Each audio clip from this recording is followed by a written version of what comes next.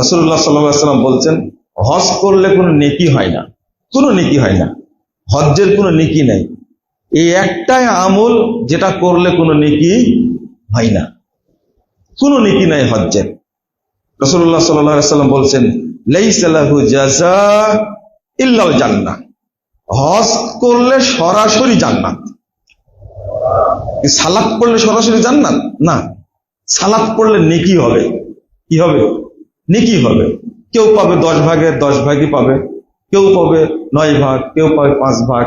সিয়াম পালন করলে নেকি আছে, যাকাত দিলেও নেকি আছে, কিন্তু হজ করলে কোনো নেকি হয় না। হজ করলেন কবুল হলেই জান্নাত, সরাসরি কবুল হলেই জান্নাত। লাইসা লাহু জাযা ইল্লাল জান্নাহ।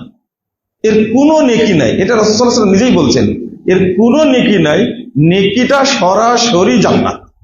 এখানে বলেননি আল্লাহ, রাসূল সাল্লাল্লাহু আলাইহি ওয়াসাল্লাম বলেননি হজ করলে এই নেকি হবে, এই নেকি হবে, এত নেকি হবে, সেটা বলেন।